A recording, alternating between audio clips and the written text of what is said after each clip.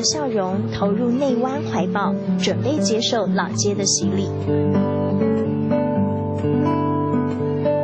内湾火车站是内湾支线的终点站，民国40年兴建，半世纪后木头窗棱还在，保有怀旧风情。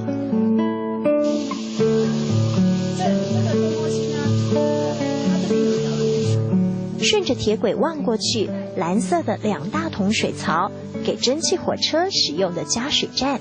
我曾经问那些老师傅，那老师傅说，因为加水它水质石灰石含量少，不必常常要进去清那个锅炉里面的石灰石，所以他们宁愿来这边排班。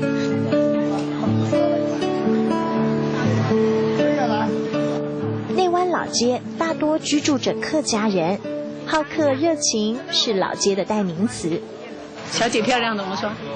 我会讲一句讲。谁妹暗讲，谁妹暗讲。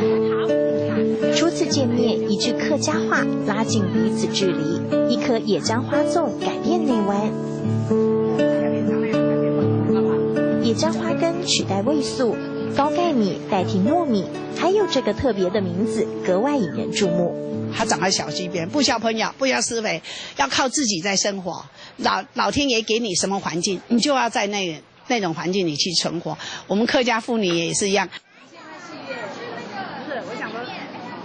老街另一端是内湾戏院，售票口关闭，电影已经播映，催促着赶快入座。6个，搞把这顶灯来贴。黑白电影登场，回忆涌上心头。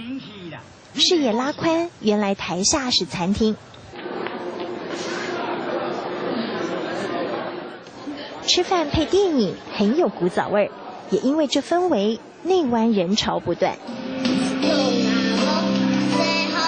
内湾吊桥底下溪水淙淙，位在内湾东方，包括林业展示馆、信仰中心、广济宫都值得造访，是周休2日好去处。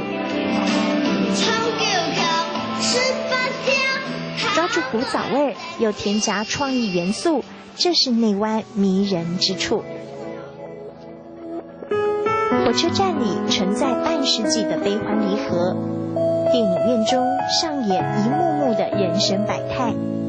走进内湾，细细品味客家氛围，慢慢积累感动时刻。